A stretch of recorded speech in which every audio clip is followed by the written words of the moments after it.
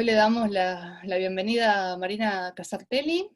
Tenemos el tercer encuentro ya y en esta oportunidad vamos a estar dialogando con ella, o más que dialogando, ella va a estar contándonos a nosotros el trabajo de archivo y los testimonios de los juicios por la verdad, teniendo en cuenta sus líneas de investigación, ya que ella estudia la responsabilidad civil en los delitos cometidos durante el terrorismo de Estado, el tratamiento judicial de los mismos y las implicancias de las sentencias judiciales en los procesos de construcción de la memoria social.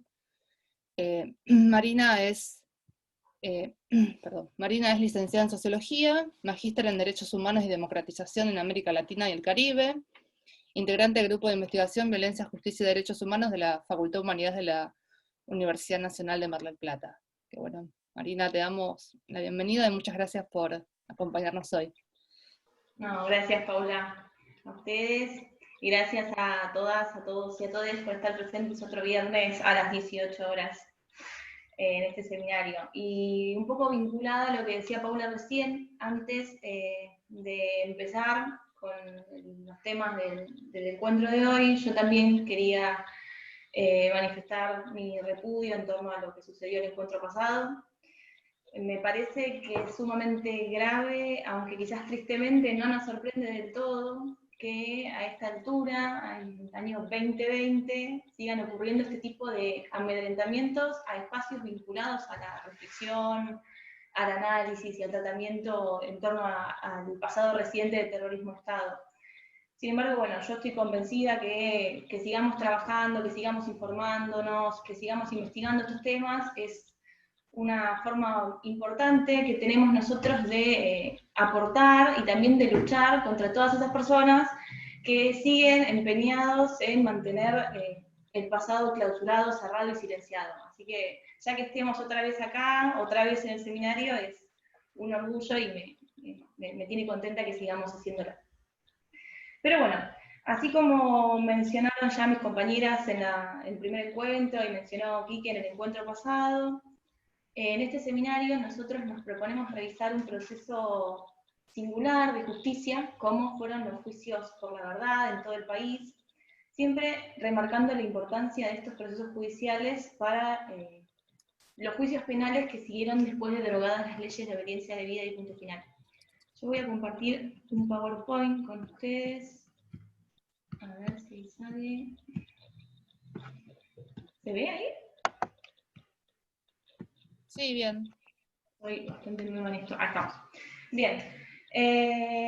Dado que la primera parte del encuentro de hoy refiere a archivo, al archivo de los juicios por la verdad, bueno, entonces, primero que nada mencionar la importancia de estos archivos como basamento para las posteriores causas penales, para la reconstrucción de nuestra historia, como también en líneas generales para la memoria social. Digo para los procesos penales que siguieron porque por ejemplo, en el caso del juicio de la CNU en Mar del Plata, a medida que se iba construyendo, se iba armando, se iba formando esta causa penal, se tomó todo el caudal de información que se había recolectado durante el juicio por la verdad, acá en Mar del Plata. Ahí así ocurrió en otros procesos penales, en otras localidades. Entonces se fueron tomando de todas las investigaciones, toda la información, todo ese caudal de información fue una base central para el desarrollo de esas posteriores causas penales y principalmente también los testimonios. Porque en el caso, por ejemplo, insisto con el caso del juicio de la CNU, a medida que se iban citando a los testigos que habían prestado declaración en el juicio por la verdad, los miembros del tribunal les preguntaban si ratificaban esas declaraciones, si querían agregar algo, sacar algo o modificar algo. Por eso insisto en hablar de la importancia de estos archivos para los posteriores procesos penales.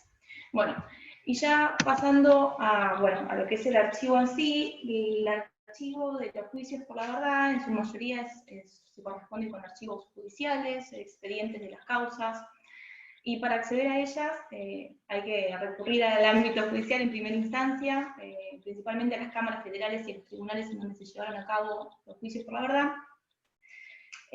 Pero también tenemos otra vía de acceso al archivo de estos juicios por parte de los organismos de derechos humanos, que en algunos casos tuvieron acceso a las filmaciones de las audiencias o a las grabaciones de las audiencias, y mediante distintos mecanismos lo ponen a disposición de la sociedad para quienes investigamos estos temas o quienes simplemente queremos saber lo que ocurrió durante esas audiencias.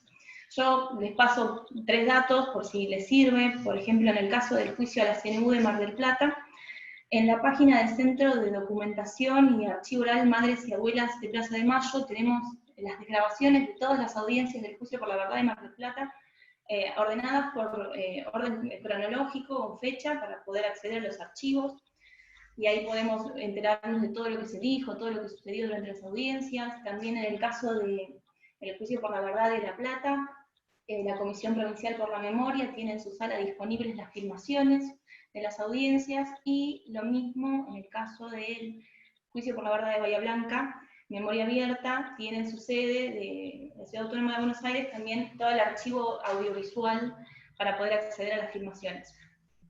Dicho esto, cuando uno tiene acceso al archivo de los juicios por la verdad, o específicamente con los expedientes, tiene acceso al expediente judicial, ¿con qué se va a encontrar a medida que va pasando las páginas?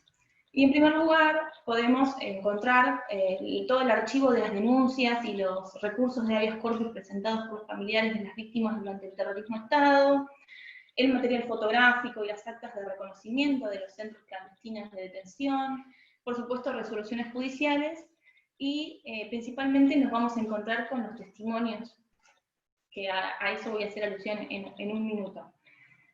Pero bueno, como repaso de todo lo que se vino diciendo en los encuentros anteriores, en los juicios por la verdad, acá en el país, tuvieron por objetivo esclarecer las condiciones de las violaciones a los derechos humanos cometidas durante el terrorismo de Estado, principalmente conocer y dar a conocer públicamente el qué, cómo, cuándo, dónde, quién de esos delitos, sin que en una primera instancia se pudiera condenar a los responsables criminales. Por eso los juicios por la verdad se diferenciaron completamente de un proceso judicial penal convencional, porque en los juicios penales tenemos siempre 2 partes que se disputan los hechos, tenemos una parte que acusa y la otra que se tiene que defender.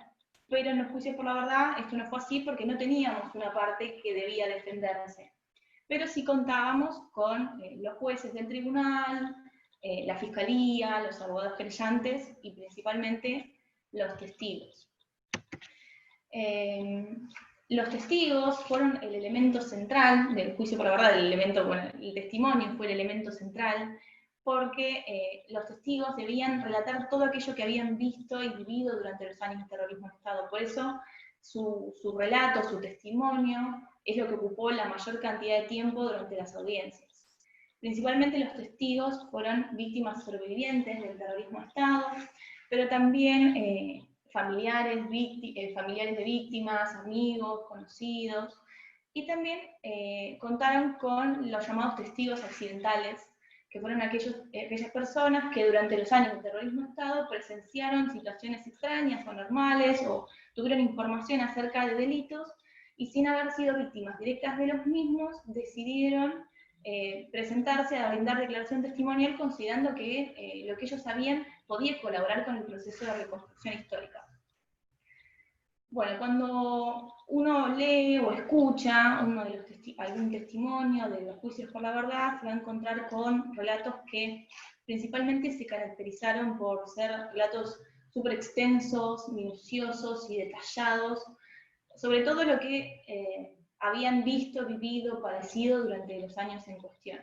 Principalmente haciendo referencia a los testigos que habían sido víctimas del terrorismo de Estado, son víctimas sobrevivientes, sus testimonios se destacaron justamente por relatar desde el momento en el que fueron secuestrados en su hogar, que normalmente era a las horas de la noche, a madrugada, situación súper violenta contra ellos y contra su familia. Bueno, relatan toda esta cuestión, el traslado a los centros clandestinos, dónde estuvieron, con quiénes, qué conversaciones mantuvieron, las sensaciones, los sentimientos, el miedo, los olores, describen absolutamente con lujo de detalles todas estas cuestiones.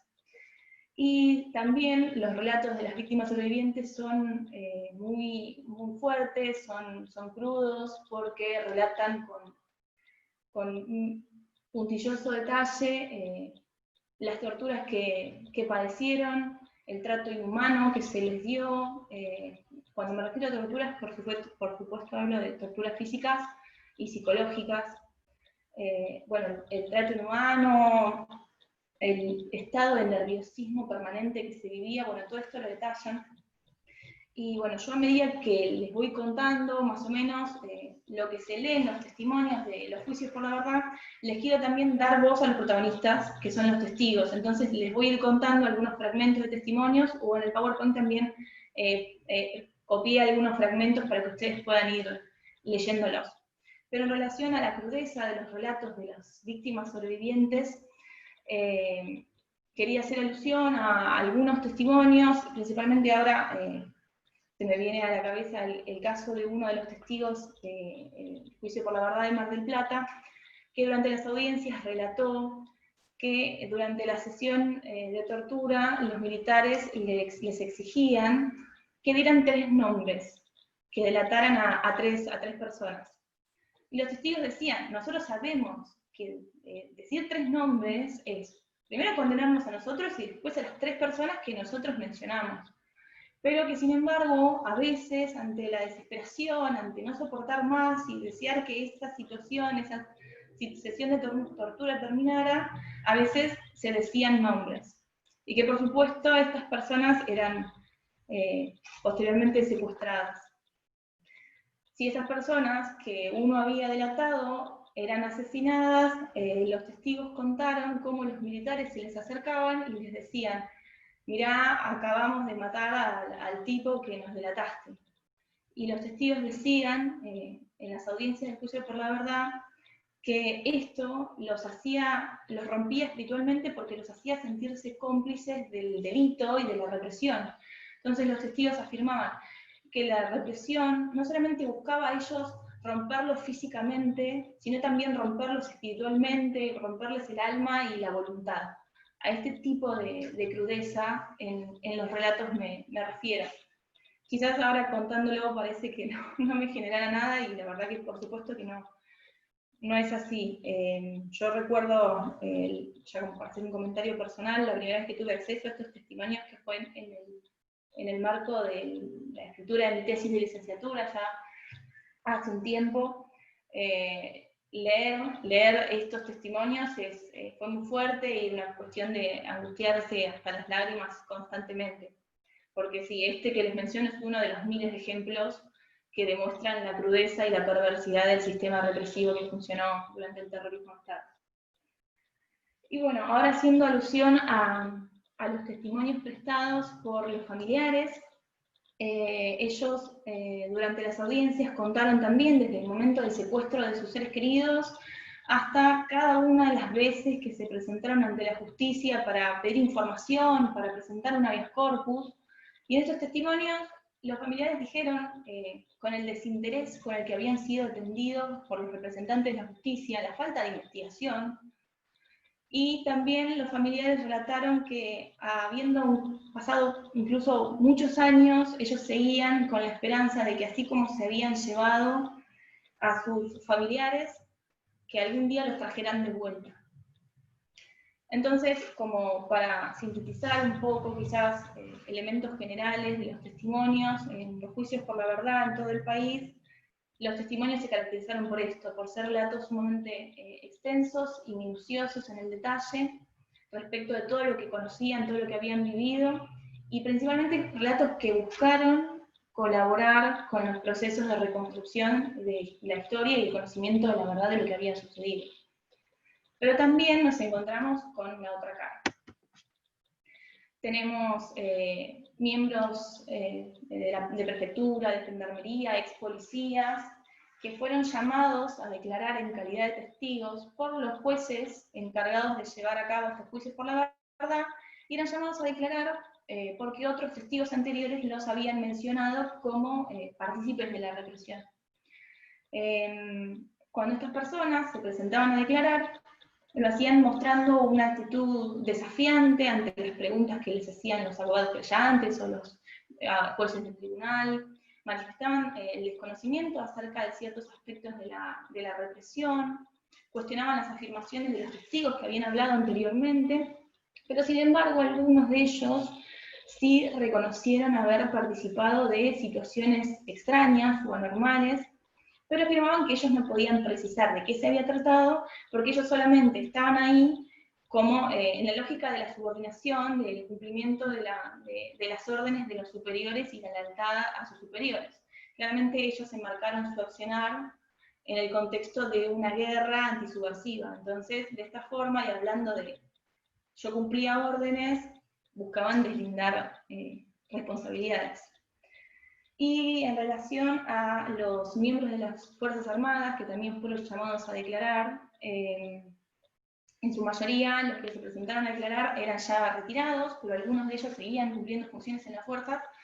En primer lugar, buscaron de todas las maneras posibles evitar comparecer ante el tribunal, mediante un montón de recursos jurídicos, alegando la prescripción de los delitos, cosa juzgada, la incompetencia de las cámaras y de los tribunales, pero en los casos en los que ya no les quedaba más recursos para presentar, debían ir a comparecer al tribunal y brindar declaración testimonial, y cuando lo hacían, se sentaban enfrente del tribunal y decían que iban a hacer uso de su derecho y amparándose en el artículo 18 de la Constitución se iban a negar a declarar. El artículo 18 de la Constitución es el que dice que ningún ciudadano puede ser obligado a declarar en su contra. Por lo tanto, representaba una paradoja, para nosotros no sorpresiva, por supuesto, de que estas personas se negaran a declarar alegando ese artículo. Y esta estrategia fue utilizada por la mayoría de los militares en la mayoría de los juicios por la verdad en el país. ¿Puedo enchufar la computadora? Sin embargo, hubo excepciones. Hubo casos de militares que se presentaron a declarar en los juicios y que aún así hablaron. Quiero hacer mención de un caso que Quique lo mencionó en el encuentro pasado. Yo quiero explayar un poquito más, ya que este encuentro respira a testimonios. Y es el caso de Julián Oscar Corres. Julián Oscar Corres prestó declaración testimonial en el marco del juicio por la verdad de Bahía Blanca en diciembre del año 99.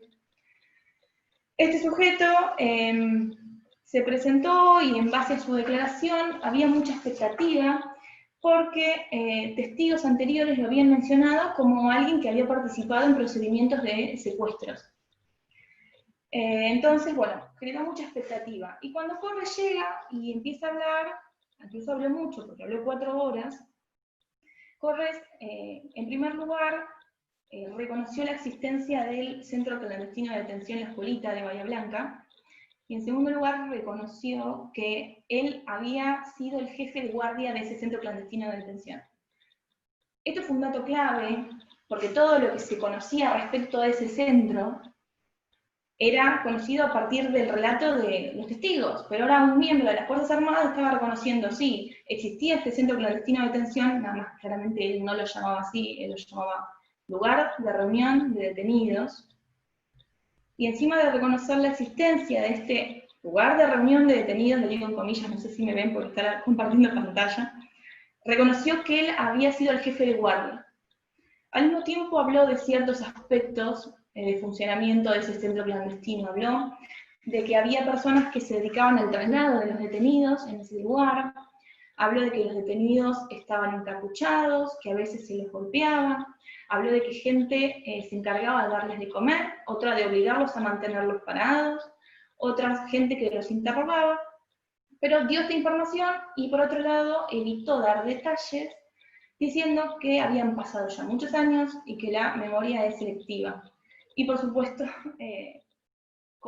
negó conocer el destino de los desaparecidos. También, y como dato central, como para ya pensar en el caso de un militar que en el marco de un juicio por la verdad habló, el relato de Corres sorprendió, y sorprendió mucho, porque cuando el tribunal le preguntó a Corres si en el centro clandestino de La Escuelita había una forma de identificar a quienes cumplían funciones adentro, Corres afirmó, diciendo que sí, que había apodos, había sobrenombres, y que a veces esos apodos tenían que ver con nombres de animales. Entonces el tribunal le preguntó, ¿a usted lo conocían de alguna forma? Y Corres dice, sí, a mí me conocían como Laucha. Entonces, en el momento en el que él dijo eso, ese momento fue un momento clave. ¿Por qué? Porque la fiscalía, las querellas, los jueces tenían información acerca de alguien con el apodo Laucha, sabían que era uno de los interrogadores de la escuelita, pero no sabían quién era esa persona, no sabían el nombre. Entonces, en el momento en el que Corres dijo y reconoció su apodo, estaba diciendo que no solamente había sido el jefe de guardia de ese centro clandestino, sino que también había sido uno de los interrogadores. Incluso que se había caracterizado por su sadismo máximo en la aplicación de tormentos a los detenidos. Quizás después, dicho esto, y como para evitar seguir autoincriminándose, Corres empezó a alegar de que todas sus actividades, todo lo que él había hecho en el centro clandestino había sido por mera obligación de sus funciones, que él cumplía plenamente con las órdenes que le daban sus superiores, porque él confiaba plenamente en esas órdenes, y que él era solamente un soldado subordinado a sus superiores. Pero bueno, como consecuencia de la declaración de Corres, él fue acusado de falso testimonio, pero bueno, en el año 2011 él murió sin condena penal, siendo investigado, pero bueno, más allá de esto, yo quería mencionar el caso de Corres como para mostrar el contraste, mostrar un caso distinto al de la mayoría de los miembros de las Fuerzas Armadas, que durante las audiencias de los juicios por la verdad en el país se habían negado a declarar. Dicho esto, en relación a los testimonios de todos los juicios por la verdad, como he dicho, una caracterización general, me interesa ahora pasar al caso que más nos compete en este seminario, que es el caso del juicio por la verdad de Mar del Plata. Retomando un poco lo que Quique mencionó en el encuentro pasado, el juicio por la verdad de Mar del Plata comenzó a fines del año 2000, y en el año 2002, motivo de conflictos y tensiones en torno a la orden de detención de militares, el juicio estuvo suspendido por más de 2 años. Pero en esos 2 años que el juicio estuvo suspendido, ocurrieron cambios importantes en la coyuntura política y jurídica de nuestro país. Me refiero precisamente a que luego de la asunción de Néstor Kirchner fueron derogadas las leyes de impunidad y en el 2005 fueron declaradas inválidas e inconstitucionales. Entonces, esta modificación en el escenario político y jurídico de la Argentina conllevó a que las organizaciones de derechos humanos comenzaran a pensar nuevas posibilidades para los juicios penales que se estaban desarrollando en el país, y comenzaron a visibilizar esta nueva coyuntura como la posibilidad de darle un fin a la impunidad. Entonces, en este marco, en el año 2004, reanudaron las audiencias del juicio por la verdad en Mar del Plata. Bajo este paraguas, juntemos prueba jurídica para posibles futuros juicios penales. Entonces, 2004, reanudación de las audiencias, comienzan a ser analizados, investigados, aquellos casos de secuestros y homicidios producidos con anterioridad al golpe de Estado. Esto conllevó en principio 2 cuestiones. En primer lugar, ampliar el periodo analizado en el juicio por la verdad de Mar del Plata y involucrar en la categoría de terrorismo de Estado, de la lógica del terrorismo de Estado, los crímenes cometidos durante la antesala del golpe, la antesala del 24 de marzo. Y por otro lado implicó también ampliar la categoría del perpetrador, porque antes solamente estaba restringida a los miembros de las Fuerzas Armadas, y ahora también había que involucrar a civiles como partícipes de esa represión, y principalmente denunciar el accionar de la organización de peronistas de extrema derecha, llamada Concentración Nacional Universitaria, más conocida por su sigla CNU. Bueno, el tratamiento formal de los casos de secuestros y homicidios previos al golpe de Estado comenzó con el tratamiento del caso de secuestro y homicidio de María del Carmen Maggi. Ella, más conocida como Coca Maggi, fue secuestrada el 9 de mayo del año 75, y a medida que se iba investigando y se iba tratando el caso de Maggi, los testigos empezaron a presentarse, a declarar, y en sus testimonios señalaban con nombre y apellido a reconocidas personalidades de la ciudad marplatense como miembros de la CNU y responsables del delito de Cocamachi. Esto generó que personas que hasta ese momento no se habían animado a presentarse a declarar, se impulsaran y decidieran hacerlo, y así empezaron a señalar a otros miembros de la sociedad marplatense como miembros de la CNU, perpetradores de los delitos con anterioridad al golpe de Estado, y así involucraron a miembros del Poder Judicial y a reconocidos empresarios de la ciudad de Mar del Plata. Como para sintetizar, como para esquematizarme un poco lo que quiero decir en relación a los testimonios de los juicios por la verdad acá en Mar del Plata, separé 4 temas, que son los que están acá en el Power, 4 temas o 4 dimensiones, que me parece que fueron las más desarrolladas durante las audiencias del juicio acá en Mar del Plata. El primer tema es la represión con anterioridad al golpe de Estado. La segunda, la participación civil en la represión. Ahora, como van a ver, los voy a analizar el primero y el segundo conjuntamente. El tercero, el funcionamiento de la justicia durante el terrorismo de Estado. Y el cuarto, la necesidad de reconstruir el pasado y operar justicia. En relación a las 2 primeras dimensiones, ¿por qué las analizo juntas? Porque necesariamente cuando los testigos relataban los crímenes cometidos durante la antesala del golpe de Estado, hacían alusión necesariamente a civiles y principalmente a miembros de la CNU como responsables de la persecución política. Los testigos en general armaron una cronología que afirmaba que las víctimas del terrorismo de Estado comenzaron aproximadamente en 1974, luego de la muerte de Perón.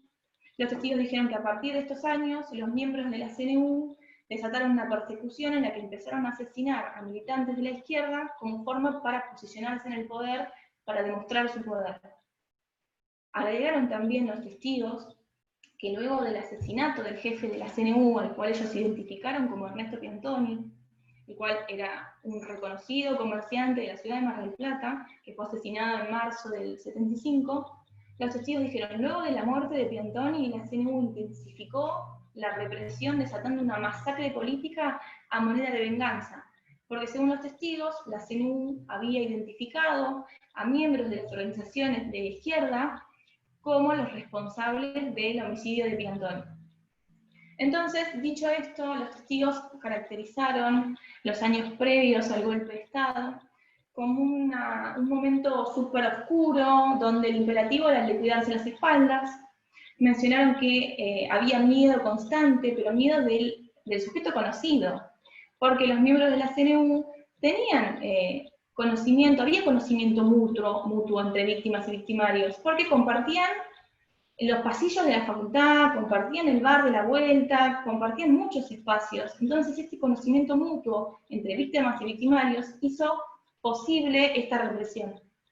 Y al mismo tiempo dijeron que esa persona con la que por ahí compartían un pasillo en la facultad, era la misma persona que un día podía llegar a la puerta de tu casa, secuestrarte o asesinarte a vos o a un miembro de tu familia. Entonces, a esto me refiero con esta situación y este imperativo de cuidarse las espaldas que tanta alusión hicieron los testigos, diciendo que los miembros de la CNU se desenvolvían con total impunidad dentro de la ciudad. Bueno, y en relación a la participación de civiles, también hicieron alusión a la presencia, más allá de la CNU, hablaron de la presencia de médicos y de sacerdotes dentro de los mismos centros clandestinos de detención. Yo acá en el Power les puse 2 fragmentos, el primero en relación a lo que dijeron sobre médicos, en segundo, curas, sacerdotes. Si no llegan a leerlo, igual yo ya le dejé el Power a Paula para que lo subamos al aula virtual. En relación a los médicos, los testigos del juicio por la verdad de Mar del Plata recordaron que los médicos dentro de los centros clandestinos eran los encargados de analizar, de tratar a las mujeres embarazadas, de revisarlas. Otros testigos mencionaron a los médicos como aquellas personas que controlaban las sesiones de tortura, que controlaban el pulso, al mismo tiempo que controlaban los niveles de los electrochoques de la picana, como para que a los militares, pongo comillas, no se les vaya la mano con la tortura. Estos son con términos propios de los testigos. Y también otros recordaron a los médicos como aquellos que aplicaban un medicamento mediante una inyección para adormecer el cuerpo previo a los vuelos de la muerte. Eso relataron los testigos en el juicio por la verdad en relación a los médicos. Y en relación a curas y sacerdotes, los testigos recordaron la presencia de estos personajes deambulando por los pasillos de los centros clandestinos de detención. Recordaron que las visitas de estos curas, sacerdotes, solían producirse con posterioridad a las sesiones de tortura, y los testigos decían, claro, como los militares no me sacaron los 3 nombres, mediante la sesión de tortura, ahora viene el cura a confesarme, que en realidad lo que quiere es que yo les diga nombres. Y otros testigos recordaron, bueno, este último caso se refiere específicamente al testimonio que está en el fragmento, a la visita de uno del cura, un sacerdote, que va a conocer la última voluntad de un detenido, pero que en realidad era para un simulacro de fusilamiento, sacar la información. Y el testigo dice, lo dice acá en el fragmento, esto parecía una situación de película, del cura con el crucifijo en el pecho, insistiendo en que se confiese y en que él diga la última voluntad. Bueno, a esto me quería hacer referencia cuando hablaba de la participación de civiles en la represión, en los crímenes previos al golpe de Estado. Como en síntesis de estas primeras 2 dimensiones, los testimonios buscaron desdibujar la mirada dominante acerca de que los únicos responsables de los delitos habían sido miembros de las Fuerzas Armadas. Claramente dijeron que no, había miembros de la CNU, ahora vamos a hablar de Poder Judicial, pero también médicos y sacerdotes, y que incluso los crímenes comenzaron antes del 24 de marzo. Bueno, en relación a la tercera dimensión, respecto al funcionamiento de la justicia durante el terrorismo de Estado, los testigos hicieron alusión a varias cuestiones, y principalmente se mencionaron 3 nombres de personas muy reconocidas en Mar del Plata, y más en ese entonces. 2 de esos nombres los mencionó Enrique el encuentro pasado. El primero de ellos es Pedro Cornelio Federico Hoff, juez. El segundo nombre es de Gustavo Modesto de Marchi, que durante 75 se desempeñó como fiscal federal. Y el tercer nombre es el de Ana María Teodoris, que se desempeñaba como jueza subrogante. En los testimonios durante las audiencias del juicio por la verdad en Mar del Plata, los testigos hicieron alusión a estas 3 personas en particular, y a la justicia federal en general, como pasiva ante la violencia. La justicia, dijeron, no investigaba, era una cosa que no investigaban, omitieron el cumplimiento de sus funciones como funcionarios públicos, bueno, no investigaron, dictaron el sobreseimiento provisorio de las causas para evitar las investigaciones, las archivaron, no le dieron un curso legal propio a los recursos de habeas corpus. Entonces, por esto decían que la justicia, en particular la justicia federal, acá en Mar del Plata, adoptó un rol pasivo ante la violencia o incluso de aquiescencia. Incluso algunos testigos hicieron mención de la presencia de estos personajes dentro de los centros clandestinos de detención. Y dijeron, funcionarios de la justicia dentro de los centros clandestinos de detención se enteraron, en primer lugar, quiénes estaban ahí, en dónde estaban, el estado ilegal en el que estaban y el estado físico y psicológico deplorable por todas las torturas que habían sufrido, y sin embargo no hicieron nada, no denunciaron. Entonces, a esta cuestión de la pasividad ante la violencia es la que hicieron mención los testigos durante el juicio por la verdad de Mar del Plata en relación a la justicia. Antes de pasar a la tercera dimensión, quiero hacer un comentario en relación a esto. Los testigos también mencionaron que hubo casos que quizás había que considerar porque dijeron, este contexto de miedo, este contexto de terror permanente, no le era ajeno a los representantes de la justicia durante los años en cuestión. Muchos miembros del Poder Judicial fueron secuestrados y asesinados durante el terrorismo de Estado, y los testigos dijeron, esto puede ser quizás la causa de la inacción de algunos, pero por supuesto no de todos.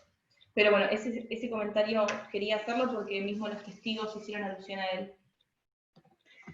Y respecto, ahora sí, a la última dimensión, en relación a los testimonios de los juicios por la verdad, este último tema, esta última dimensión refirió puntualmente a la necesidad de construir el pasado y obtener justicia y hacer justicia.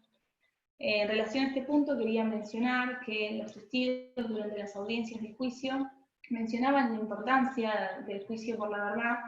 En primer lugar, algunos hicieron alusión a la instancia de desahogo, ese momento liberador que después de tantos años de haber callado y de haber silenciado y de haber guardado toda esa información y todo lo que habían vivido, ahora lo podían decir públicamente, se lo podían decir a la sociedad, desde un estrado judicial podían decir todo lo que habían vivido y todo lo que habían padecido.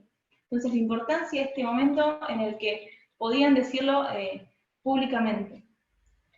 Otros testigos hicieron alusión a la importancia del juicio en tanto una instancia de reconstrucción histórica.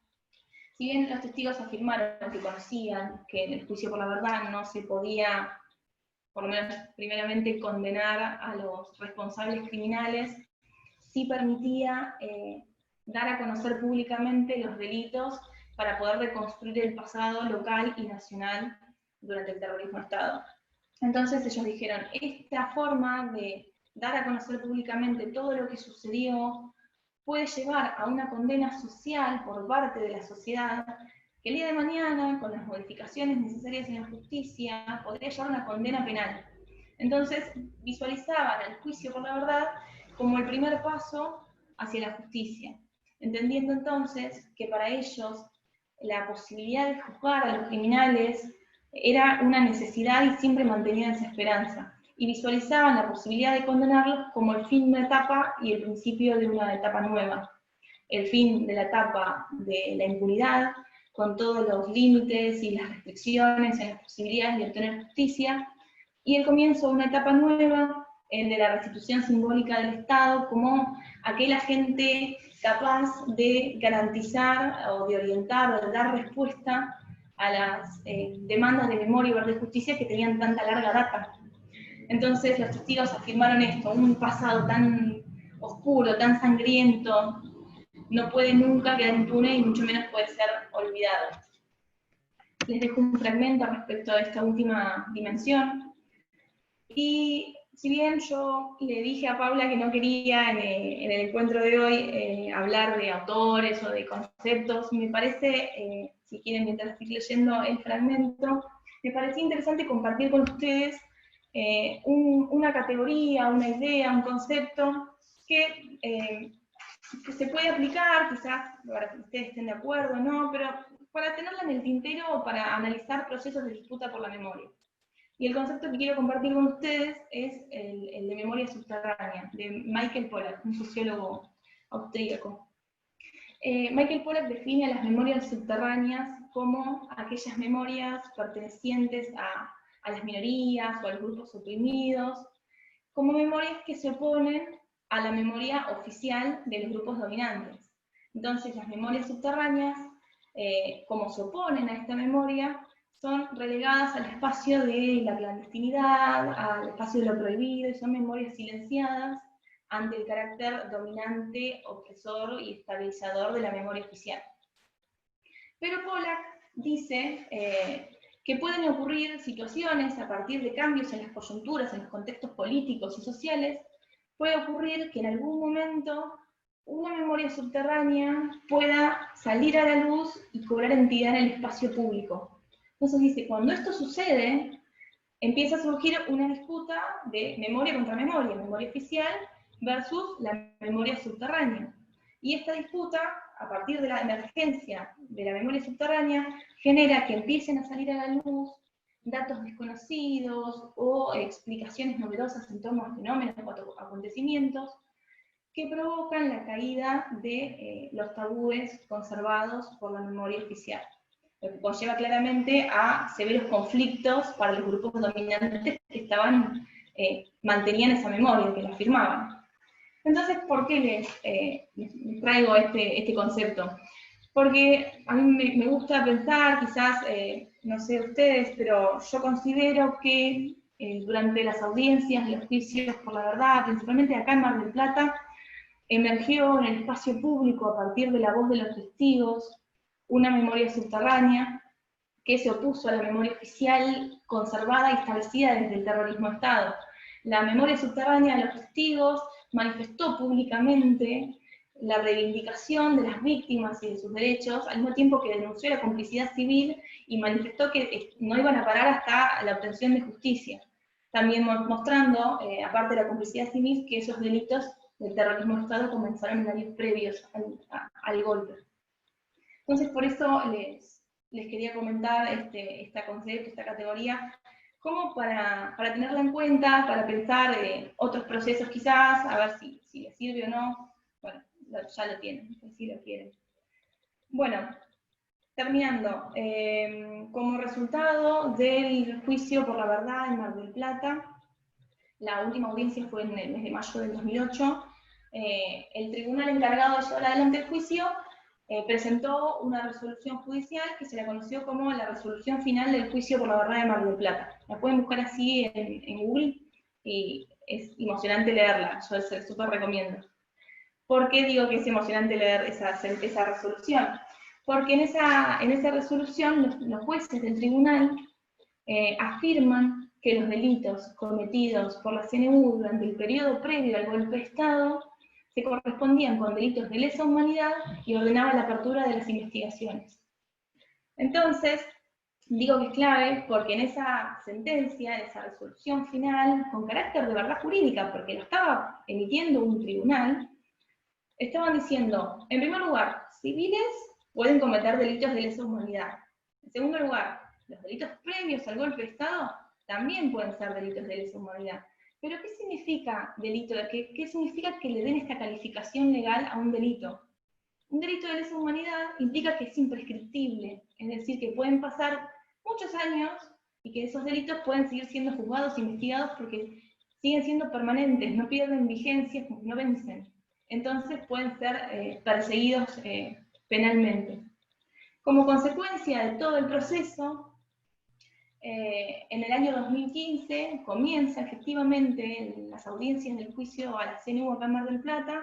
El juicio termina en diciembre del 2016 con condenas penales para civiles por delitos de secuestros y de homicidios en perjuicio de 8 personas, todas ellas asesinadas, secuestradas, asesinadas entre marzo y mayo del 75.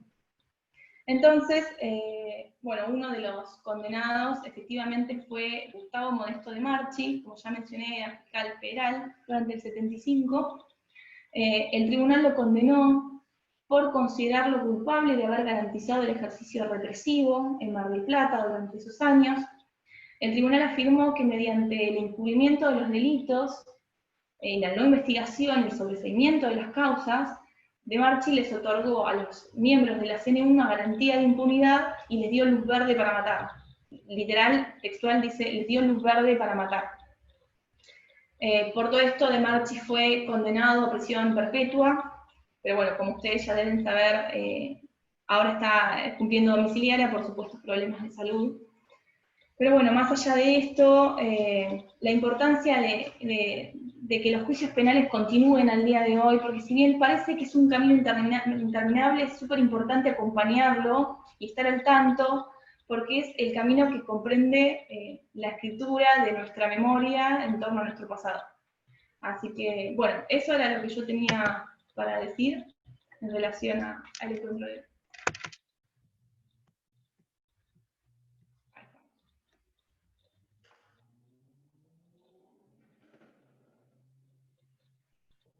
No sé si alguno quiere hacer alguna pregunta, algún comentario, alguna de mis compañeras del seminario por ahí quieren comentar algo.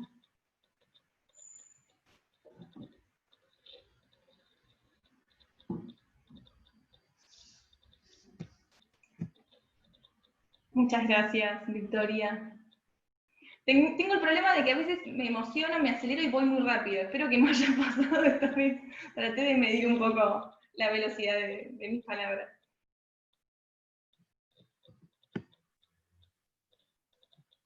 No, María, fuiste muy clara y también muy didáctica. Creo que eso es Gracias. fundamental en estos espacios. ¿Alguien quiere sumar un comentario, una pregunta? Puede abrir el micrófono.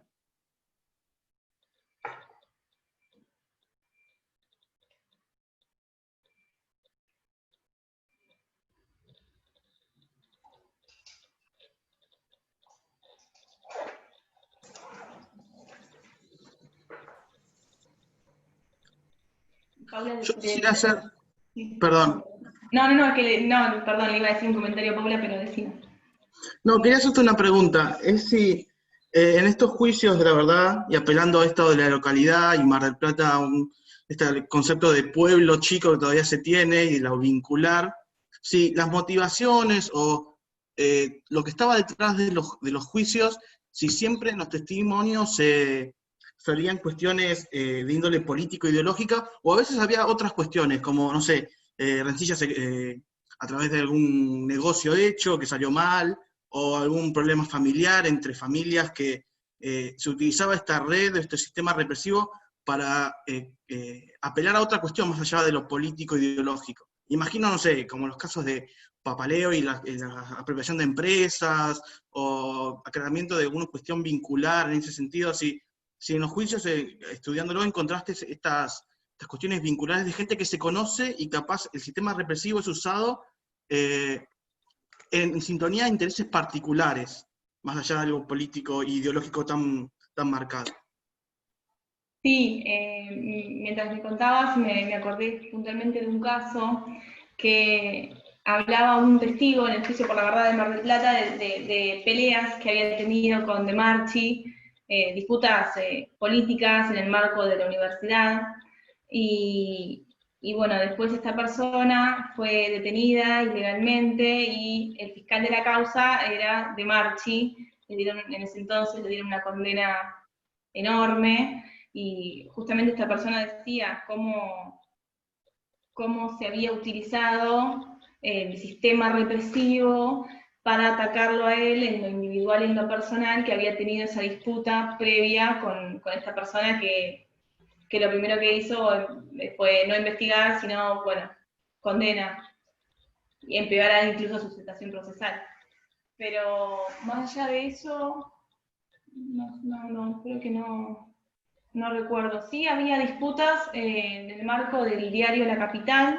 Un testigo puntual mencionó que había tenido problemas con los dueños del diario, que posteriormente fue secuestrado, que el diario de esto tuvo conocimiento porque fue secuestrado en plena asamblea, y que el diario lo obligó a presentarse a trabajar, sabiendo incluso que estaba secuestrado. Le habían mandado a su domicilio una carta documento intimándolo a que se presente a trabajar porque si no iba a ser despedido. Realmente él la leyó muchísimos años después de esa carta porque estaba siendo torturado, muy posiblemente en el momento en el que habían emitido esa carta, y que mediante esta intimación lo pudieran despedir, lo pudieran echar más formalmente.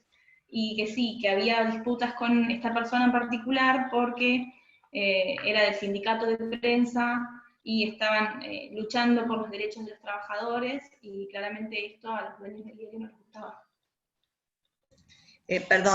También hubo muchos casos en el tema del puerto, ¿sí? En el caso Sasso Schipani, por ejemplo, bueno, fue un caso en el cual, que ahora está en el tema de juicio por la verdad, ¿no? Que los hicieron desaparecer por reclamar sueldos atrasados. Y ahí hubo una clara lista negra por parte de la patronal, y que pasaban con muchas empresas en el puerto de Mar del Plata, ¿no? Con casi 40 desaparecidos en el puerto. Entonces, bueno, había también ahí todo un entramado que no solamente tenía que ver con el poder judicial, sino con el poder económico de Mar del Plata. Sí, todos estos entramados los podemos ver claramente también en la sentencia de la causa Ford, donde los testigos mencionaban que habían estado en listas negras porque justamente estaban luchando por mejores derechos. Entonces desde la empresa se daban las listas negras con los nombres de estas personas para que sean secuestradas por los miembros de las Fuerzas Armadas, y claramente para que sean desaparecidas, para evitar el conflicto de la disputa por el mejoramiento de los derechos de los trabajadores. Sí, esto es cierto, sale en los testimonios. Gracias, Marcela. Ahí estoy bien. De nada.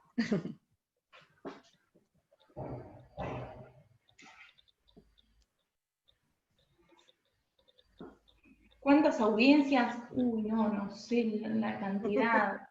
No sé, fueron muchos años en realidad, porque primero las audiencias fueron bastante seguidas entre el 2000 y entre fines del 2000 y el 2002, antes de que fuera como parado el juicio, eran más esporádicas las audiencias. Sin embargo, después entre el 2004 y el 2008, como que eran un poco más espaciadas. La cantidad de audiencias, la verdad que no te sabría decir. Si te digo un número, te voy a mentir.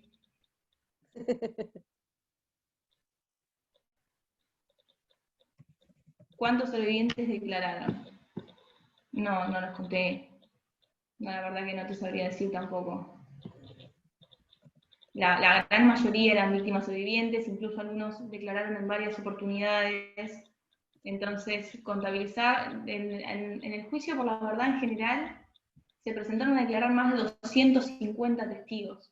Son muchos. Y los relatos de ellos eran incluso largos y extensos y minuciosos, como mencionaba hace un rato. Pero no hice la discriminación entre familiares y entre víctimas.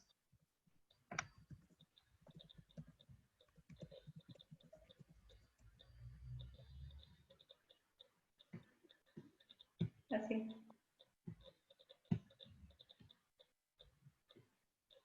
Ahora lo quiero averiguar, el dato.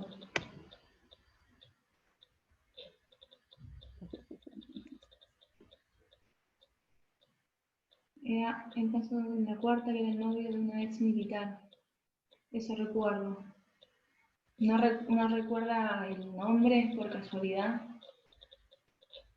No.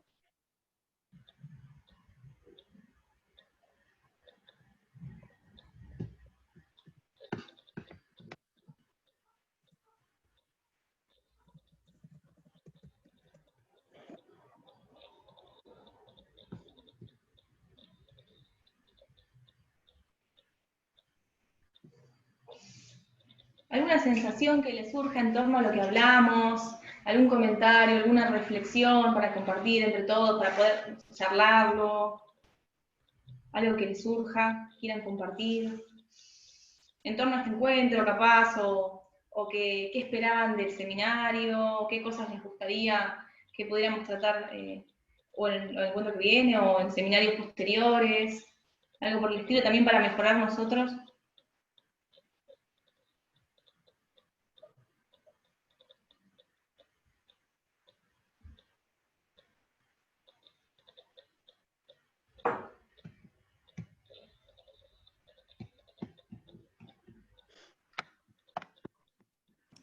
Me parece que, ¿cómo andan? Buenas tardes. Me parece que es súper interesante, ¿no? Todo el recorrido que se está haciendo en el seminario, si tenemos en cuenta, ¿no? Que empezamos con las grandes conceptualizaciones, en foco en Mar del Plata, luego el encuentro de la semana pasada, y ya definidamente, a ver, ese término que quedaba ahí medio entre signos de pregunta, ¿no? Y que en realidad, bueno, ahí todavía me parece que hay un montón de tela para cortar, diría mi abuela, y mucho para investigar desde cuáles son los entramados, ¿no? Desde la localidad que se dan en la justicia, ¿no? Y que de hecho hoy nosotros y nosotras vemos, digo, sin ir más lejos, esto que vos comentabas de Marchi, ¿no? Son nombres que hoy en día también resuenan no solamente en los medios de comunicación, sino también en todos los ámbitos, ¿no? de la justicia, y eso me parece que es lo que nos tiene que dar a nosotros la iniciativa de seguir metiendo cuchara en esta, hablando así como muy poco académica, pero metiendo, ¿no? en estas cuestiones, ¿no? Y pensando en cómo esto lo llevamos al aula, ¿no? Y que ahí me parece que es súper interesante, ¿no? Porque a veces las grandes definiciones después se nos hacen bastante complicadas al momento de ser prácticos y prácticas, al momento de estar frente a en mi caso, bueno, en casi todos los casos, a un curso de secundaria, ¿no? Entonces, traer a la realidad local, ¿no? Nos hace que tengamos una, perdón que me extienda, ¿no? Pero me parece que va en eso. Que tengamos una posibilidad de no solamente ir a los archivos, sino también contactarnos como, por ejemplo, con vos y con todos y todas las que hicieron el seminario, para que nos cuenten esa experiencia desde la investigación también, ¿no? Y ahí me resulta un gancho súper interesante. ¿Cierto? Excelente, coincido Gracias. muchísimo.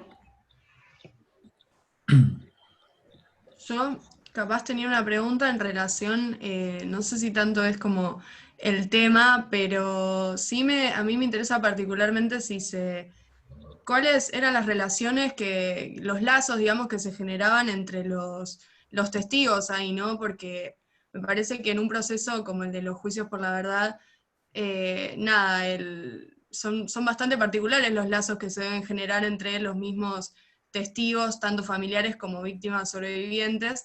Me parecía que estaba bueno, nada, tenerlo en cuenta, quizás para esto, para seguir, como dice Flor, metiendo cuchara un poco en el tema. Y también nada, si tenés algún tipo de información en relación a cuáles eran las características de estos lazos y demás. Las características de los lazos entre los propios testigos. No, me dediqué exclusivamente a analizar qué dijeron y cómo lo dijeron. Esa fue incluso mi tesis de licenciatura. Pero es como decía recién Flor, hay tantas cosas que parece que los temas que podemos investigar nunca se van a agotar. Y lo que estás mencionando incluso es un tema súper interesante que me interesaría poder tener en cuenta. Más que nada también pensando primero en lo local y después ambiciando un poquito más, ¿no? Pero la verdad que estaría bueno. Sí, Matías. Sí, te quería hacer una consulta con este concepto de memorias subterráneas que planteaste. Sí. Si pudiste ver que los testimonios de los sobrevivientes especialmente pudieron llevar a construir una memoria diferente a la que se estaba construyendo, inclusive de los propios organismos de derechos humanos. Digo, se me ocurre, no confrontando la memoria oficial de la guerra sucia, ¿no? De la memoria de la guerra o la narrativa de la guerra construida por el Estado terrorista.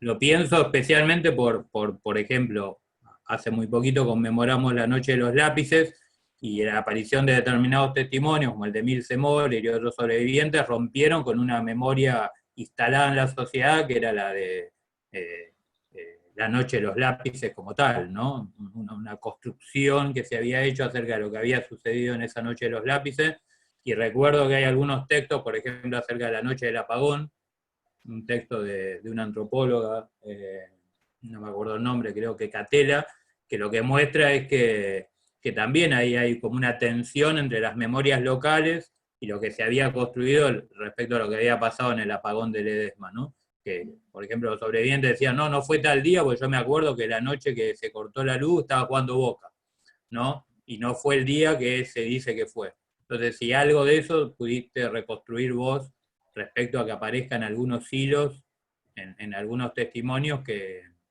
tensionen un poco lo que se suponía que había pasado acá en Mar del Plata. Me llamó la atención porque cuando investigué el proceso de construcción, de armado, del juicio por la verdad acá en Mar del Plata, los organismos de derechos humanos pretendieron, en primer lugar, como dejar de lado la militancia política de las víctimas sobrevivientes y de las víctimas desaparecidas. Esa era como era como una idea en ese momento, como para evitar justamente este discurso de los dos demonios, de la guerra sucia. Pero a medida que los sobrevivientes iban presentando a brindar declaración testimonial, ellos reivindicaron su militancia. Entonces era una memoria la que ellos estaban presentando distinta a la que se esperaba en los inicios de los juicios por la verdad. En ese sentido, sí, se podría pensar que hubo ahí como una tensión entre lo que se esperaba y lo que se hizo finalmente. Bien.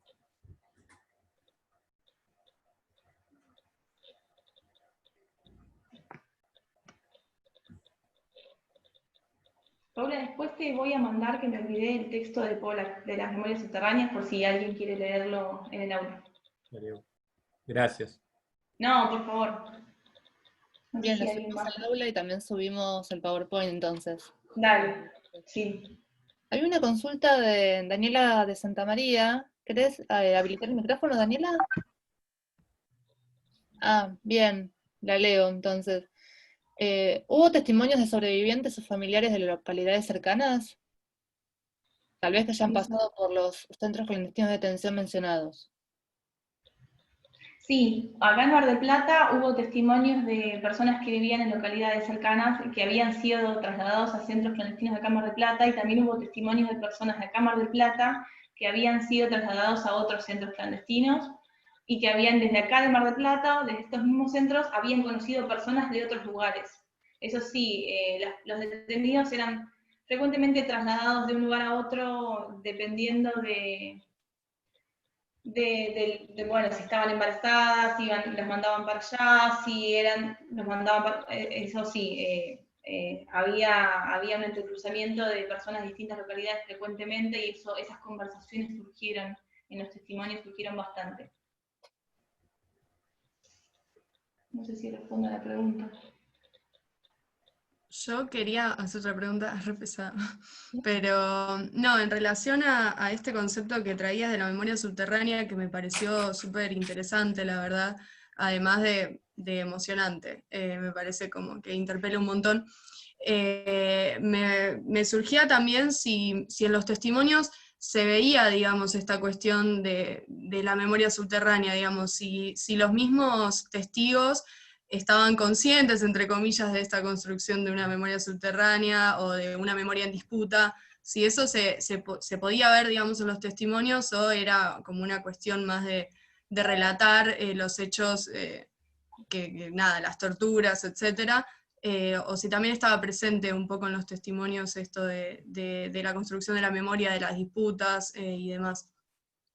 Sí, no sé si tanto hablar en términos de memorias subterráneas no leí todavía ninguno, pero sí resaltar que los testigos sí se ubicaban a ellos como actores que en ese momento y en ese contexto podían generar cambios importantes, y que por eso era importante decir hasta el más mínimo detalle de lo que recordaban, porque sabían que su relato, más en el segundo tramo del juicio, podía colaborar para los futuros juicios penales. Entonces ellos se posicionaban como esos actores que podían generar un cambio positivo y el cambio necesario en la justicia, y que el día de mañana lo que ellos habían dicho podía generar condenas penales, que fue efectivamente lo que sucedió.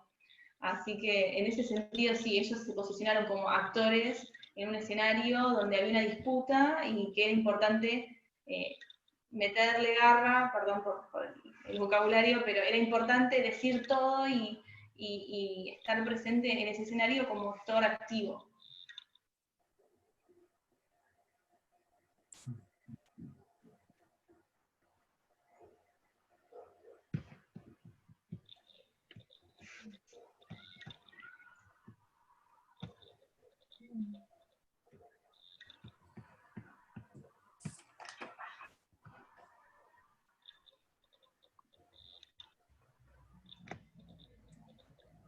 Bien, no tenemos ningún comentario, alguna consulta.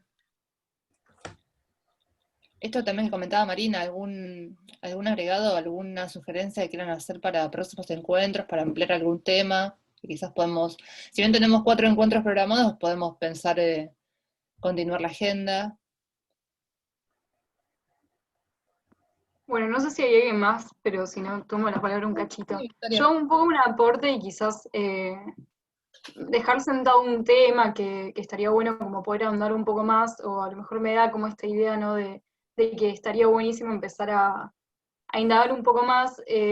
Me parecieron bárbaros los encuentros, particularmente el primero de todos fue el que más me llamó la atención, porque es un poco un tema en el que venía pensando hace rato, y en este encuentro particular, digamos por los juicios puntualmente, yo tenía como, no sé cómo plantear la pregunta, porque yo hace rato que vengo pensando un poco en todo, digamos, en el sitio de la memoria, digamos, el faro de la memoria puntualmente. es algo que en un punto me interpela un montón, queda cerca de mi casa, desde que soy muy chica siempre paso, me interesa un montón, digamos, es como, cuando era más chica tenía una imagen de, bueno, el faro, el mar, no sé, todas las imágenes que se nos vienen a la cabeza cuando somos más pequeños, más pequeñas, y digamos, esa era la única imagen que tenía, no es que había pasado algo, que pasó ahí, me interesa saberlo. Cuando era más grande me fui enterando, me lo fueron contando mi papá y mi mamá, entonces, digamos, ahí fui construyendo como cierta percepción de lo ocurrido, y digamos, cuando ya arranqué con mi militancia, como que lo frecuentaba más y empecé a entender qué era lo que ocurría. El año pasado ocurrieron la primera vez que se votó en ese espacio y me pareció sumamente emocionante, digamos, es como una significancia gigante que se le puede otorgar a ese espacio. Y si bien pasan muchas cosas, hay festivales y digamos, cada vez que en este tipo de encuentros, en marchas y demás, hacemos como cierto repaso de la memoria, un repaso histórico de qué es lo que ocurrió, a la vez siento que hay como, digamos, es súper valorable todo el trabajo que se hace ahí, hay un trabajo constante de los compañeros y compañeras que siempre están, digamos, uno va cualquier día y siempre están, incluso en cuarentena, y eso es increíble, pero pienso en que hay un montón de cosas que todavía tenemos que seguir reconstruyendo en ese espacio, y que Mar del Plata, este encuentro lo refleja muy bien, digamos, todo lo que se hizo, lo que se hace y lo que hay que seguir haciendo, y me parece que hay que seguir pensando un montón en ese espacio. A mí me genera como esa cuestión constante de querer indagar más, de hecho este último tiempo estuve como pensándolo bastante, como qué pasó en todos esos años y digamos, es algo, yo insisto con esta idea de que me parece sumamente emocionante que se hayan hecho elecciones ahí, digamos, no es un dato menor, tiene una preponderancia muy grande y digo, pensaba en eso puntualmente, como de seguir reflexionando en ese espacio, reconstruir un poco los archivos, la memoria y demás, y todo lo que podemos encontrar, y digamos, si bien uno lo puede hacer por interés, y charlas y debates entre amigos, entre militantes, entre compañeros, me parece que es una tarea que se recontra podría emprender, y que estos encuentros particularmente son lo ideal para eso, porque digo, tenemos compañeros que trabajan en la justicia, compañeros que son estudiantes, militantes y demás, y a partir de eso se pueden hacer un montón de cosas. No es una pregunta puntual, sino es dejar sentado un tema y que obviamente si tenés algo para aportar de que hayas visto este proceso y que pueda ser un puntapié para eso mismo, para seguir pensándolo, sería lo ideal. A mí es algo que me recontra emociona. Y eso, y gracias por los encuentros que estuvieron bárbaros. Gracias, Victoria. Coincido con vos plenamente. Es como que también es lo que veníamos diciendo no me acuerdo dónde estaba, pero sí con otra de las chicas que los temas no se agotan nunca, y en relación al faro puntualmente, que es algo tan característico de la ciudad de Mar del Plata, es como el atractivo turístico de la persona que viene de afuera y dice vamos a pasear al faro, vamos al faro. Y en realidad el faro es un lugar que para nosotros conlleva toda una historia fuerte, que, bueno, los marplatenses la conocemos bastante bien, pero por eso las investigaciones, para dar a conocer también lo que sucedió allí, son realmente importantes, son claves para la identidad también marplatense, y estos temas sí lo van a trabajar el seminario que viene con Joan, que bueno, ellos son de, no me acuerdo el nombre de... Ana Pecoraro también. Ana, con Ana, los van a trabajar y ellos son expertos en el tema, trabajan hace muchos años allá en el Faro y van a poder despejarte las dudas puntuales si tenés respecto de eso, pero no podíamos hacer un seminario sobre juicios por la verdad en Mar del Plata y no tocar el tema del Faro, hubiese sido una ofensa para la memoria y la identidad marplatense. Así que coincido plenamente con lo que decís. Es necesario seguir indagando en lo que se hace y lo que se hizo y lo que se puede seguir haciendo. Me gustaría agregar algo. Yo soy Ana, también trabajo en el Faro, así que le quería contestar un poco a Victoria, me parece que fue recién la chica que habló. Nada, a mí la pandemia, la verdad, yo soy abogada y por supuesto el juicio por la verdad, para mí la pandemia fue estar todo el día leyendo Juicio por la Verdad y leyendo todos los juicios de Mar del Plata, que por suerte son muchos porque ha tenido como un desarrollo en lo que fue el juicio de lesa humanidad bastante más importante que varias otras ciudades.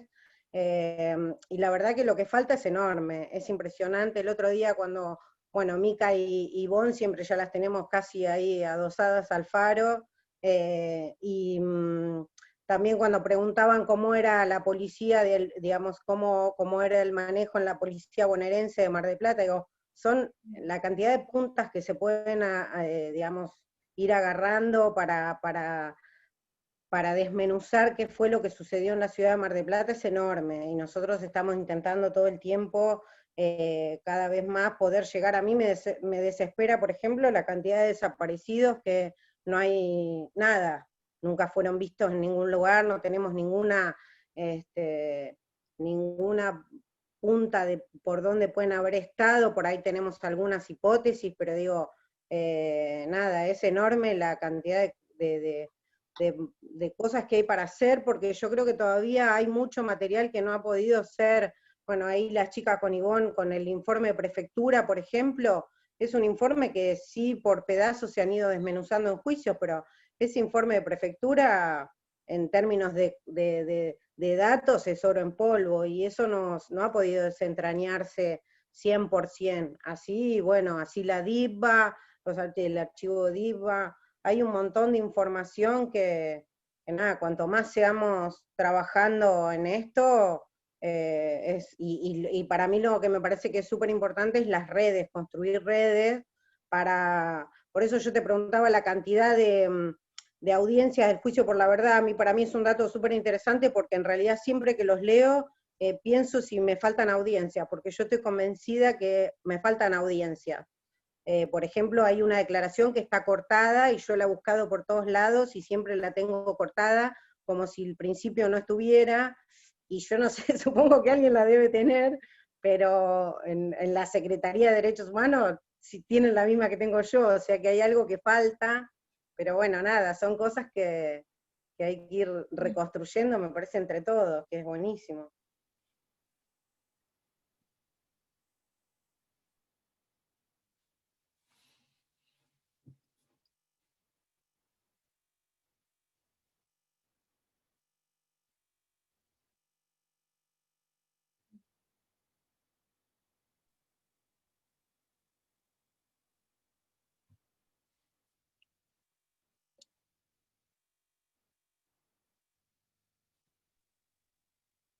Yo estoy con un poco de problemas de internet, por eso no tengo la cámara, una pena, pero bueno, no sé si era un poco lo que quería decirles, nada más, comentarles.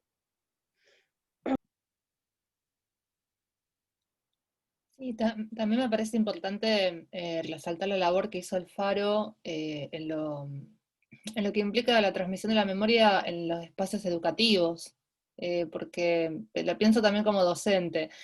El estudio del terrorismo de Estado, quizás los materiales con los cuales contamos para la educación secundaria muchas veces están adaptados desde una mirada nacional o provincial, pero aún queda pendiente profundizar en una producción que permita abordar una escala local, y que también sensibilice sobre estos aspectos. Rescato algo que Quique había dicho en la charla anterior, a lo último, qué pasa con el imaginario de una ciudad que está expuesta como la feliz, y para nosotros el Faro, si bien quienes tuvimos la infancia en los 90, el Faro era como una postal de Mar del Plata, después fuimos deconstruyendo esa imagen a partir de justamente del trabajo de los organismos de derechos humanos y de la justicia.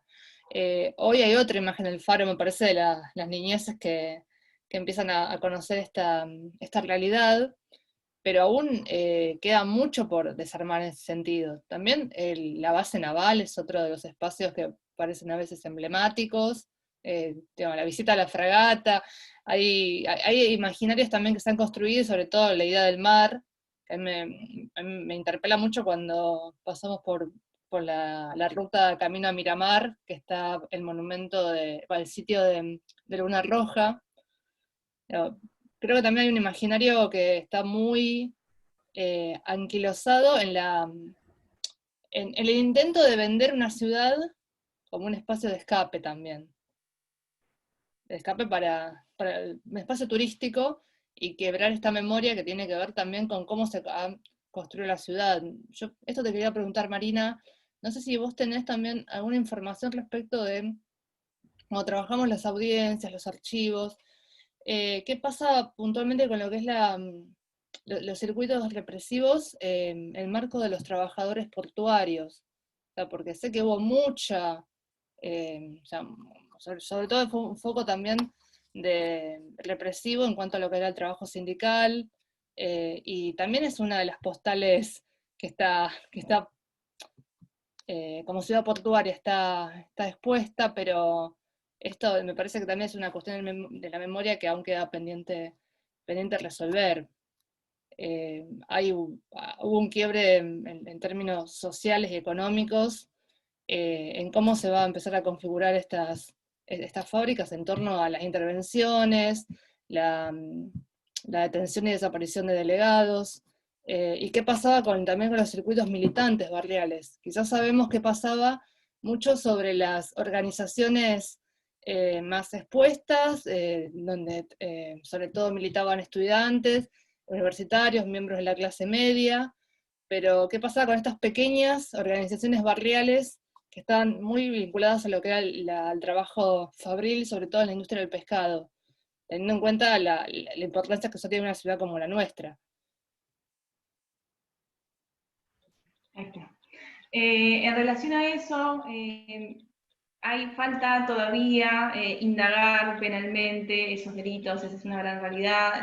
Lo que refiere a responsabilidad empresarial en delitos de lesa humanidad es una cuota bastante pendiente, que parece que la sentencia Ford es como el faro a seguir, pero la verdad es que hasta el día de hoy, 2020, sigue llamando mucho la atención que no se haya podido profundizar en lo que ha sucedido con los trabajadores de distintos sectores, como vos mencionás ahora, el sector portuario. Es una deuda pendiente, que parece que nos quedamos en Ford y ahora Mercedes-Benz, y ¿qué está pasando? Falta mucho. Acá en Mar del Plata tenemos un caudal testimonial enorme, y que no se haya podido avanzar en eso, la verdad que es llamativo, porque bueno, Mar del Plata se caracterizó justamente por tener mucha militancia, mucha juventud militante en ese entonces. ¿Y qué ha pasado entonces? Que no se ha logrado demostrar jurídicamente, con todo el valor simbólico que eso conlleva, que sucedieron estos delitos apuntados a trabajadores sindicalizados, a gente que reivindicaba los derechos de los trabajadores. Esa es una cuota pendiente que queda todavía, como muchísimas otras más, pero sí, ha habido testimonios durante las audiencias, los juicios por la verdad, que han hablado de esta cuestión, no tantos realmente, no muchos en relación a por ejemplo, los 4 temas que yo había mencionado en el PowerPoint, pero lo suficiente como para saber que es un tema todavía que está ahí, que es una espilla que no hemos podido sacar de la realidad marplatense del terrorismo de Estado, ¿verdad? Gracias, Marina. De nada.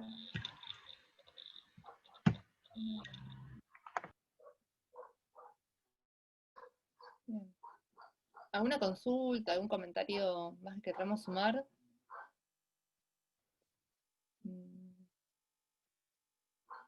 Bueno, si les parece, vamos cerrando.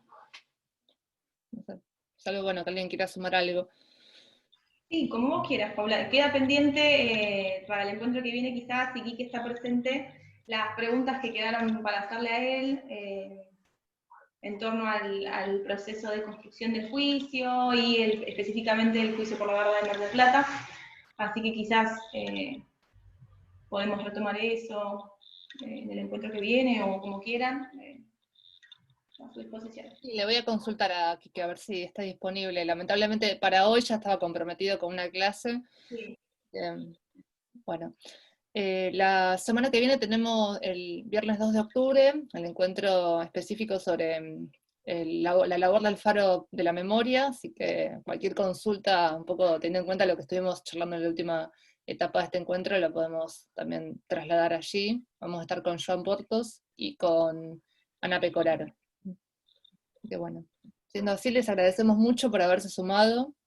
Y también quiero agradecer quienes se han comunicado desde el viernes pasado por la situación repudiable que vivimos, así que por las muestras de apoyo.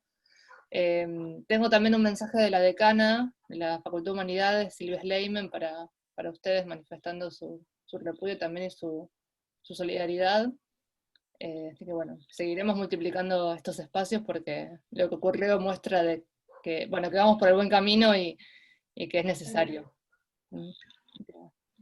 Bueno, muchísimas gracias a todos y a todas. Muchas gracias. Nos vemos el viernes que viene.